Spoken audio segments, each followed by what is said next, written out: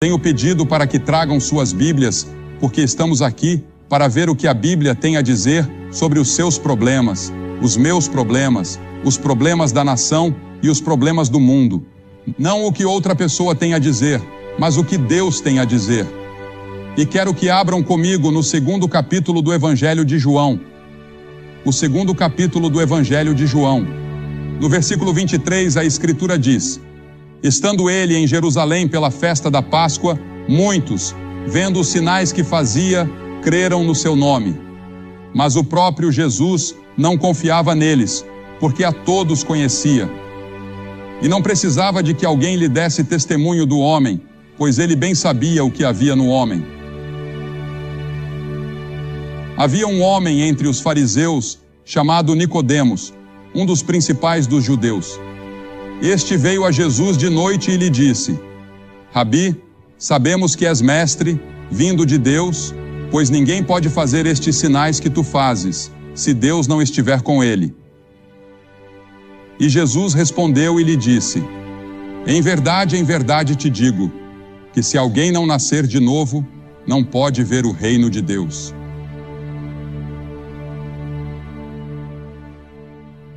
Eu me lembro do primeiro dia em que fui à escola. Eu estava com muito medo. Naqueles dias, precisávamos caminhar para a escola cerca de 2 ou 3 quilômetros e voltar caminhando de tarde, depois que a escola acabava. E minha mãe tinha preparado um pequeno lanche para eu comer na hora do recreio. Ninguém me disse que haveria 2 intervalos. Então tivemos um intervalo, por volta das 10 ou 10h30, para sairmos e nos alongarmos um pouco. E então, eu comi meu lanche muito rapidamente naquele momento. Bem, quando o horário do almoço chegou, às 12h30, eu não tinha mais nada para comer. Nunca esquecerei esse dia enquanto viver. Em outra ocasião, eu entrei no ônibus pelo lado errado, ou de alguma forma me confundi. Isso foi 4 anos depois. O diretor saiu e me puxou pela orelha. Acho que uma parte dela ainda está faltando. Mas há algum tempo, Bill Hybels disse em um de seus sermões que tantas mudanças estão acontecendo rapidamente que nem percebemos o quanto isso nos afeta. Ele disse que vivemos em uma era de sobrecarga de informação. Você e eu temos acesso a mais informações, dados, fatos, notícias e conhecimento do que qualquer pessoa na história. E a quantidade de informação no mundo está dobrando a cada 5 anos. Recebemos informações através de revistas e jornais e dizem que esquecemos até 80% em 24 horas. E praticamente tudo será esquecido quando alcançarmos a eternidade. Nicodemos, o homem de quem estávamos lendo na Bíblia, era um grande líder religioso, e ele veio de noite. Provavelmente ele tinha medo de críticas, ou desejava uma conversa privada com Jesus. Talvez esse fosse o único horário que Jesus poderia lhe dar. Ou talvez ele estivesse pensando em se comprometer de uma nova maneira. Muitos de vocês têm pensado há muito tempo sobre religião e cristianismo. Vivemos em um mundo revolucionário e em constante mudança. A capacidade moral do homem está ficando para trás em relação à sua capacidade tecnológica, o que pode significar desastre e catástrofe para toda a raça humana. Muitas pessoas sentem que algo está prestes a acontecer.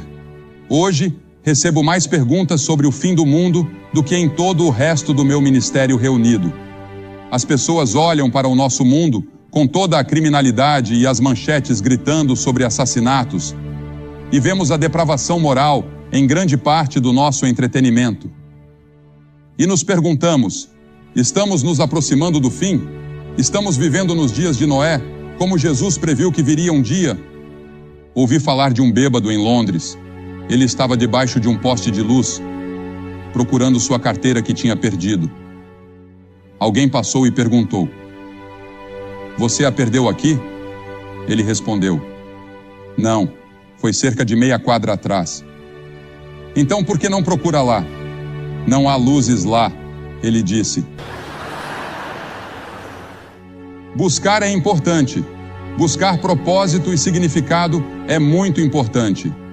Você tem propósito e significado na sua vida? Eu já contei várias vezes sobre um menino de 10 anos que foi até sua mãe e perguntou: "Mãe, como eu nasci?" E ela respondeu: "A cegonha trouxe você." Então ele foi até sua avó e perguntou: "Vovó, como você nasceu?" Ela disse: "A cegonha me trouxe." Ele perguntou: "E como minha mãe nasceu?"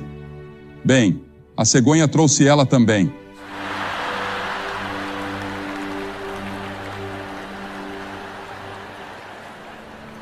E ele precisava escrever uma redação para a escola sobre o nascimento.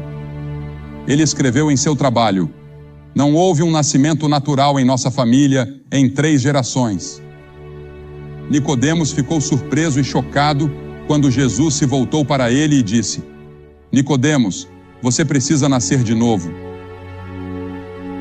Se Cristo tivesse dito isso a Zaqueu, que estava roubando o povo de seu dinheiro, isso seria fácil de entender. Ou a mulher no poço, que já teve 5 maridos. Todos poderiam entender. O ladrão na cruz, culpado de roubo e violência, que implorou a Jesus dizendo: "Senhor, lembra-te de mim quando vieres no teu reino." Ou a mulher pega em adultério, mas dizer isso a um líder religioso como Nicodemos surpreendeu a todos.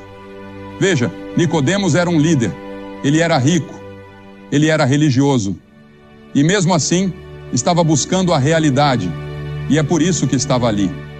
Ele queria um preenchimento para a sua vida, algo que ele não havia encontrado em toda a sua religião. Deixe-me contar o quão religioso Nicodemos era. E vamos ver como você se compara. Ele jejuava 2 dias por semana. Passava 2 horas todos os dias em oração. Dava o dízimo de toda a sua renda. Era professor de teologia. Dedicava-se intensamente à sua religião. Mas Jesus disse: "Nicodemos, tudo isso não é suficiente. Você precisa nascer de novo." Por que Jesus disse isso? Jesus podia ver seu coração. Ele podia ver que Nicodemos tinha toda essa experiência religiosa exterior. Ele tinha todas as tradições da religião, como no musical Um Violinista no Telhado. Tradição, tradição, tradição, é o que ele dizia. E temos tradições em nossa igreja e em todas as igrejas. Temos tradições e nos apegamos a elas. Mas tudo isso não é suficiente. Jesus disse: "Você precisa ter uma experiência pessoal com Deus. Você precisa me conhecer como seu Senhor e Salvador pessoalmente. Você não pode depender das suas tradições. Você não pode depender da sua família." Jesus disse a Nicodemos: "Nicodemos, toda a sua religião não é suficiente." Por quê? O menininho apontou para isso quando disse: "Acho que eu simplesmente nasci errado." Sim, a Bíblia diz: "Em pecado me concebeu minha mãe. Eu nasci na iniquidade, o que causa mentira, engano, ódio, preconceito, ganância, injustiça, egoísmo, crueldade, tensões raciais. O que causa isso? O que causa a perversão?" Jesus disse: "O coração." Ele disse: "Mas o que sai da boca procede do coração e contamina a pessoa. Está em nossos corações." Nascemos com essa tendência para o pecado. E conforme envelhecemos, fazemos escolhas para pecar. Então nos tornamos pecadores por escolha, e depois nos tornamos pecadores por prática. Praticamos esse pecado. É uma doença pior que o câncer, pior que a AIDS, e o mundo inteiro está infectado. Você pode viver até os 70, 80, 90 ou 100 anos de idade. Mas seu espírito, sua alma, essa parte de você que viverá para sempre, seja no céu ou no inferno, essa parte está morta.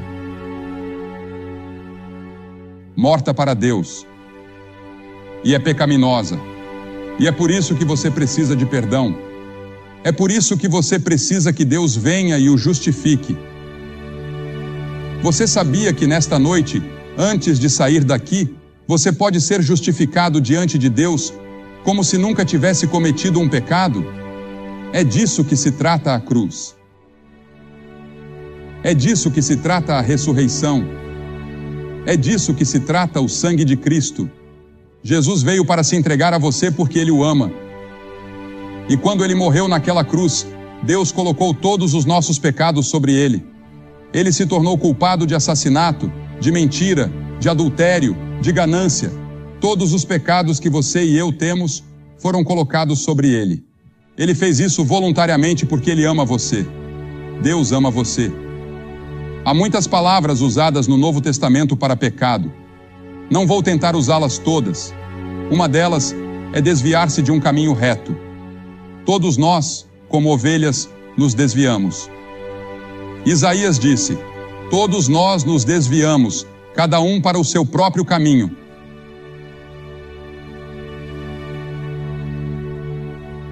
Em Romanos 5 está escrito: portanto, como por um homem entrou o pecado no mundo, e pelo pecado a morte, assim também a morte passou a todos os homens, pois todos pecaram. Portanto, uma mudança radical deve ocorrer antes de você poder entrar no céu, antes de ser aceito por Deus. E essa mudança pode acontecer hoje à noite. Para encontrar verdadeira realização, até mesmo nesta vida, essa mudança precisa ocorrer para ser aceitável a Deus. Essa mudança deve ocorrer. Agora, o que é esse novo nascimento? Quando Jesus disse: você precisa nascer de novo?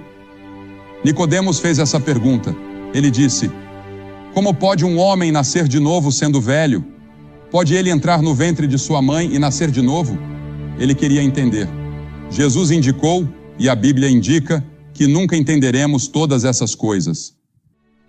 Nunca entenderemos todos os mistérios de Deus. Vemos pela fé. Nicodemos só conseguia ver o físico e o material, enquanto Jesus falava do espiritual. Quando Jesus disse: você precisa nascer de novo, Ele não quis dizer que você vai herdar isso. Você não herda a salvação de seu pai ou de sua mãe. A Escritura diz em João 1:12: os quais não nasceram do sangue, nem da vontade da carne, nem da vontade do homem, mas de Deus.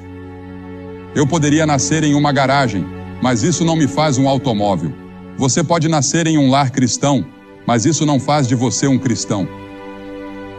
Tem que haver um momento na sua vida em que você toma sua própria decisão e faz sua própria escolha.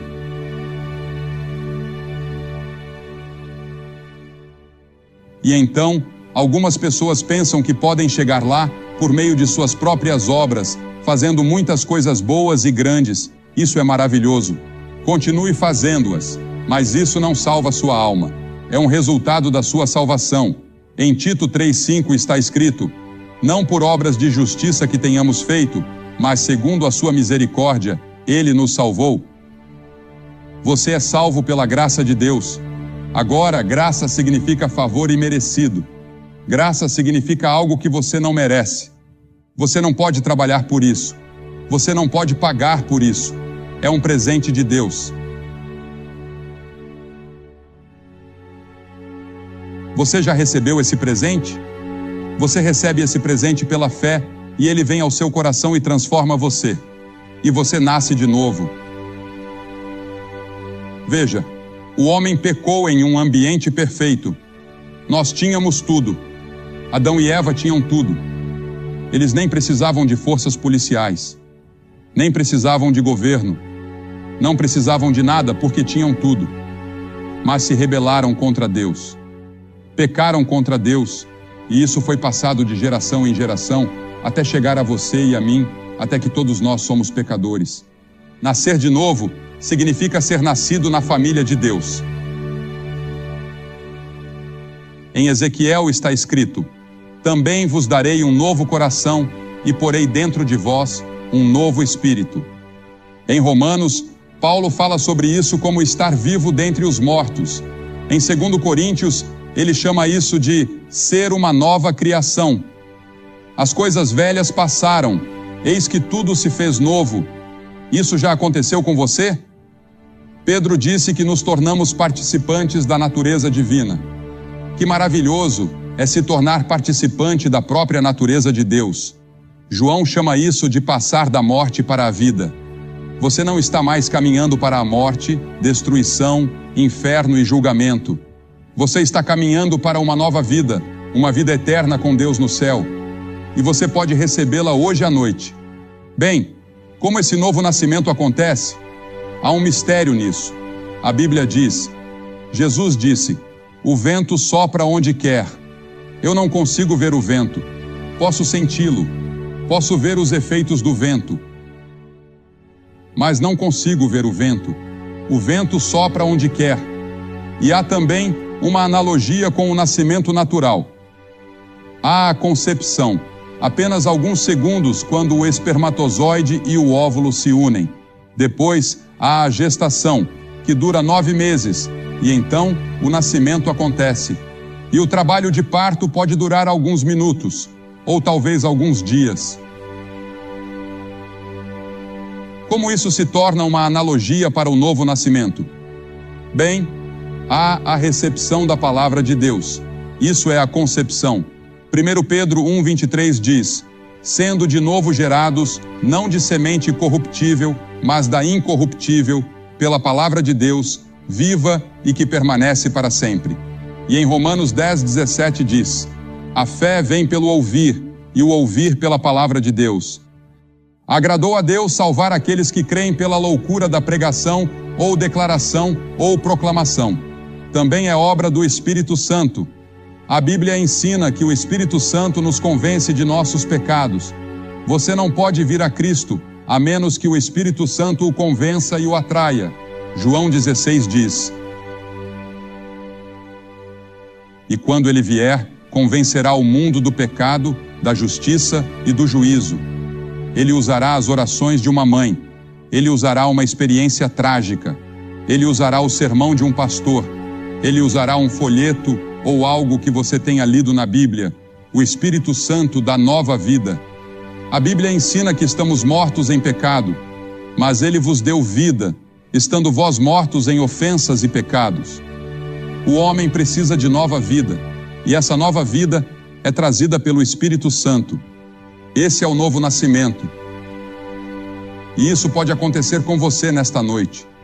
Você pode sair daqui renascido e começar a vida de novo com Jesus Cristo, nascido do alto. Além disso, a Bíblia ensina que quando você recebe Cristo, o Espírito Santo vem habitar em você. Ele habita convosco e estará em vós. A Escritura diz, não sabeis vós que o vosso corpo é o templo do Espírito Santo e que o Espírito de Deus habita em vós? Ele lhe dá um novo poder, pois recebereis poder ao descer sobre vós o Espírito Santo. Esse poder pode vir de Deus a partir de hoje, começando nesta noite. Li sobre uma mulher que tentou fazer o teste de motorista pela 38ª vez e falhou na Inglaterra. Talvez você tenha tentado quase tantas vezes na religião, mas ainda não encontrou. Você ainda está procurando, ainda está se perguntando, ainda está incerto sobre o futuro, não tem certeza absoluta. Você foi batizado e confirmado, talvez. E você esteve na igreja. Ou talvez seja um líder na igreja. Mas algo está faltando. Ainda há um vazio aí. Ainda há uma busca aí. Ainda há uma incerteza aí. Estou pedindo a você nesta noite que entregue o controle ao Espírito Santo para guiar e dirigir sua vida. Você pode fazer isso hoje à noite. E eu vou pedir que faça isso.